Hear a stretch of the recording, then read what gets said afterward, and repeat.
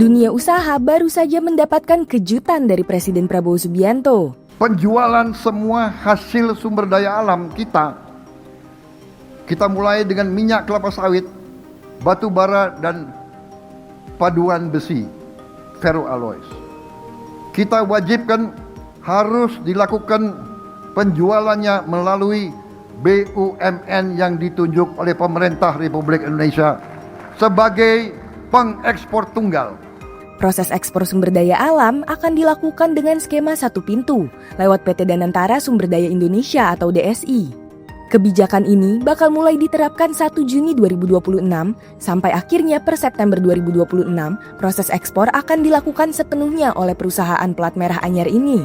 Ini merupakan tindak lanjut dari peraturan pemerintah besutan Prabowo untuk mendorong transparansi transaksi perdagangan, khususnya ekspor SDA.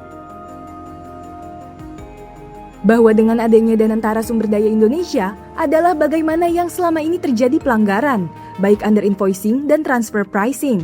Kita coba reduce semaksimal mungkin, kata Menteri Investasi dan Hilirisasi atau Kepala BKPM sekaligus CEO Danantara, Rosan Ruslani. Mudahnya, pemerintah berusaha untuk merebut kembali devisa negara yang disebut bocor ke luar negeri. Lalu, bagaimana skema ini berjalan? DSI akan bekerja melalui 2 tahap. Tahap pertama, yakni bertindak sebagai perantara dan pengawas transaksi ekspor. Lalu, di tahap kedua, DSI berfungsi sebagai trader.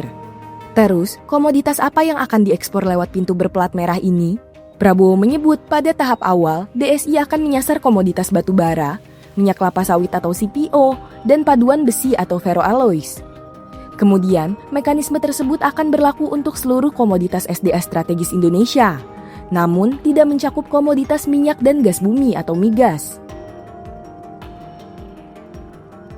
Saya datang ke sini untuk membawa pesan khusus Bapak Presiden atas dasar pengetahuan, pendalaman, dan informasi yang objektif dan terukur kepada Bapak Presiden.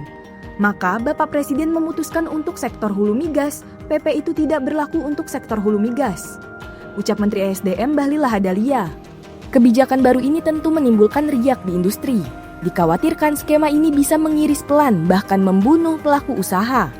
Banyak pengusaha mempertanyakan persoalan teknis dan kontraktual dengan pembeli asing. Bukan apa, para eksportir saat ini telah terikat kontrak jangka panjang dengan mitra dagang internasional. Karena itu, pelaku industri mewanti-wanti agar transisi tata kelola baru ini tidak menimbulkan gangguan. Menanggapi hal itu, CEO Danantara Rosan Ruslani menegaskan para eksportir tidak perlu khawatir. Katanya, Danantara akan memegang teguh prinsip kesucian kontrak atau sanctity of the contract. Danantara juga meyakinkan DSI tidak bertujuan untuk menekan, apalagi membunuh pelaku usaha sawit dan batu bara. Mereka memastikan harga ekspor komoditas strategis tetap mengacu pada harga pasar. Peraturan sudah ditekan, kebijakan baru akan segera berjalan. Tapi, apa benar skema baru ini bisa memberikan kepastian?